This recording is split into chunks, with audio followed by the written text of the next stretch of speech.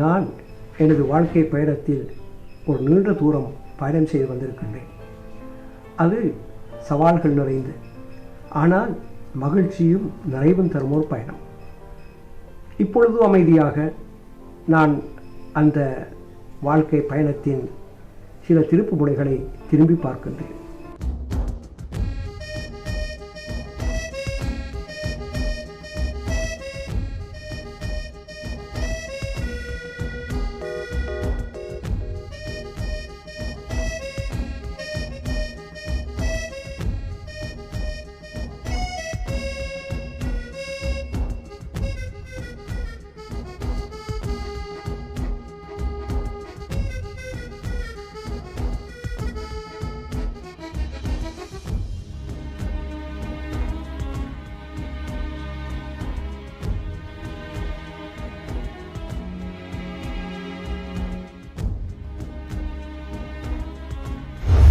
Dr. Shukri is a jewel among Muslim scholars and a pride of our community.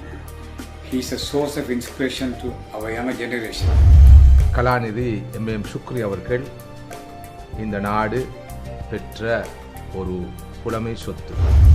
அந்த சொத்தை இலங்கை மக்களும் குறிப்பாக முஸ்லிம்களும் சரியாக பயன்படுத்தினார்களா என்பதே ஒரு கேள்வி. எனது மதிப்புக்குரிய ஒரு ஆசான், அவருடைய சிந்தனைகள் ஆய்வுகளால் நான் வெகுவாக கவரப்பட்டிருக்கிறேன். ஒரு எளிமையான வாழ்க்கையை விரும்பக்கூடியவர், பிரபல்யத்தை விட்டும் விரண்டோடக்கூடியவர். அவர் முன்வைத்த கருத்துக்களும் சிந்தனைகளும் காத்திரமானவை, காலத்தால் அழியாதவை. ஜாமியா நலீமியாவின் உருவாக்கத்திலும் நலீமிக்களுடைய ஆளுமையை நெறிப்படுத்துவதிலும் அவருக்கு நியாயமான ஒரு பங்கு இருக்கிறது. I am very happy that Dr. M.M. Sukri, after 4 or 5 decades of academic service, now his friends and well-wishers has decided to launch a website. குறிப்பாக இந்த நாட்டின் கல்வி மறுமலர்ச்சியிலும் முஸ்லிம்களது சிந்தனை உருவாக்கத்திலும் மிக பாரிய தாக்கத்தை ஏற்படுத்திய ஒருவர். Dr. M.M. Shukri in adopting a very moderate and a balanced approach in his dealings with religious matters has become widely accepted by all the various segments of the population of Sri Lanka. எந்த பகுதியிலும் தீவிரமற்ற, மிகவும் நிதானமான, மிகவும் கவனமான ஒரு அறிவுஜீவியாகவும் அவர் காணப்படுகிறார். குறிப்பாக முஸ்லிம் சமூகத்துக்கு, அதிலும் முஸ்லிம்களது அறிவியல் பங்களிப்புக்கு அவர் வழங்கி வருகின்ற சேவைகள் நிலைத்து நிற்க வேண்டும். அவரில் நாம் காணுகின்ற மிக முக்கியமான சிறப்பம்சம், அறிவு புலங்கள் எல்லாவற்றிலும் ஒரு மாணவனுக்கு தேடல் அவசியம் என்ற முக்கியமான உண்மையை அவர் உணர்த்தியிருக்கின்றார்.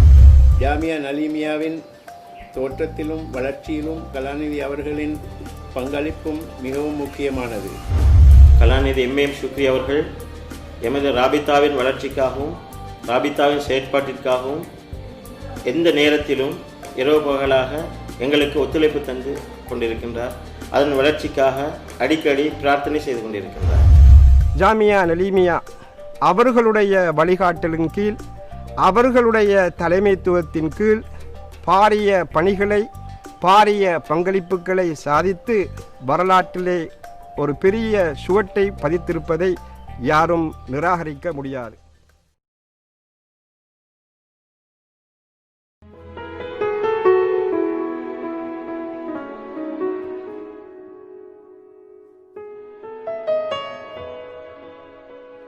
காலத்தின் நினைவுகளில் மறக்காத காவியம் போலத்தான் கலாநிதி சுக்ரி அவர்களின் நினைவும்.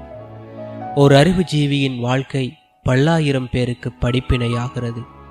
உங்களால் நம் சமூகமே மகிழ்ச்சி அடைகிறது, நாடே பெருமை கொள்கிறது. மாணவ பருவத்திலேயே நீங்கள் வெற்றி பெற்று விட்டீர்கள். கல்வியை இறுகப் பற்றி கொண்ட நீங்கள் எடின்பரோ வரை பயணித்தீர்கள். பின் பல்கலைக்கழகத்தில் பணியாற்றினீர்கள். பிறகு சமூக மறுமலர்ச்சிக்கு உங்களை அர்ப்பணித்தீர்கள். நீங்கள் நதீம் ஹாஜியாரை சந்தித்ததும், நதீம் ஹாஜியார் உங்களை சந்தித்ததும் இந்த நாட்டு வரலாற்று நீரோட்டத்திலே ஒரு முக்கிய மையமாகும். ஒரு சமூகத்தின் உறக்கத்தை கலைப்பதற்கு நீங்கள் தூக்கம் துறந்தீர்கள். நதீம் ஹாஜியாரின் கனவு முழுக்க நதீமியாவே தென்பட்டது. அந்த கனவை நனவாக்குவதில் நீங்களும் பங்கெடுத்தீர்கள். உண்மையில் அவை என்றுமே நினைவு கூறத்தக்க பசுமையான நினைவுகள். ஏனென்றால் அவரோடு மிக மிக நெருக்கமாக பழகக்கூடிய வாய்ப்பு எனக்கு கிடைத்தது. ஜாமியாவை உருவாக்குகின்ற பணிகளிலே நிறைய நாங்கள் பயணங்களை மேற்கொண்டோம். அந்த பயணம் அவருடைய இறுதி மூச்சு வரை தொடர்ந்தது. ஆண்டுக்கு ஒரு முறை உம்ராவுக்கு செல்வோம், இஸ்லாமிய நிறுவனங்களுக்கு செல்வோம். ஒரு காலப்பிரிவிலே உலகத்திலே எந்த இடத்திலாவது இஸ்லாமிய கண்காட்சி, புத்தக கண்காட்சி நடைபெற்றால் அதை பற்றி அவரிடம் கூறினால் உடனே என்ன நினைத்துக் கொண்டு போவார், புத்தகங்கள் வாங்கி வருவதற்காக ஜாமியா நூல் நிலையத்திற்கு. இப்படி பல பயணங்களை நான் மேற்கொண்டிருக்கிறேன் அவரோடு. அவர் உண்மையில் மிக அற்புதமான மனிதர். நான் அடிக்கடி நினைப்பதுண்டு, இவரை அல்லாஹு தாலா ஒரு மகத்தான பணிக்காகத்தான் சிருஷ்டித்திருக்கின்றான். இவர் மூலமாக முஸ்லிம் சமூகம் ஒரு மாபெரும் பணியை பெற்று பயனடைவதற்காகத்தான் இவரை சிருஷ்டித்திருக்கிறான் என்று நான் யோசிப்பதுண்டு. ஏனென்றால் அவரிடம் சில அற்புதமான தன்மைகள் காணப்பட்டது. அவர் ஒரு செல்வந்தர், மிகப்பெரிய பணக்காரர். இப்படிப்பட்டவர்கள் உண்மையில் அறிவை நேசிப்பதில்லை, அறிஞர்களை மதிப்பதில்லை, அறிவின் பெருமதியையும் உணர்வதில்லை. ஆனால் இவர் அப்படி அல்ல. அறிவை நேசித்தார், அறிஞர்களை நேசித்தார், நூல்களை நேசித்தார். நினைக்க நினைக்க ஆச்சரியத்தால் மேலிடும் அவரது வாழ்க்கை அதிசயமானதுதான். அல்லாஹ் அவரது முயற்சிகளை பொருந்திக் கொள்வானாக. பன்முக ஆளுமை கொண்ட மனிதர்கள் இந்த உலகில் அரிதாகத்தான் தோன்றுகிறார்கள். அந்த வரிசையில் உங்களது பெயரும் இருக்கிறது என்பதை நினைக்கும் போது ஒரு சமூகமே மகிழ்ச்சி கொள்கிறது.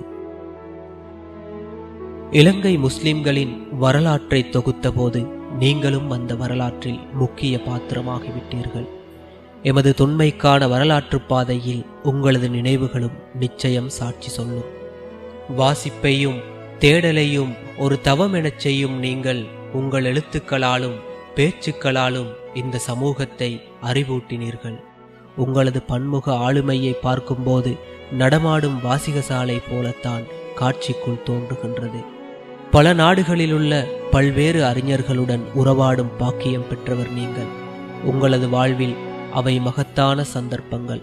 அந்த பிரத்யேகமான அனுபவங்கள் உங்களது பசுமையான நினைவுகளில் ஈரம் காயாத ஓவியம் போல பதியமாகி இருக்கின்றன.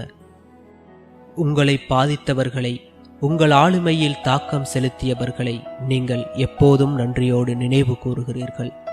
இன்றைக்கும் அவர்களை நினைவில் வைத்திருக்கிறீர்கள். ஒரு நன்றியுள்ள மாணவனாய் இப்போதும் இருக்கிறீர்கள்.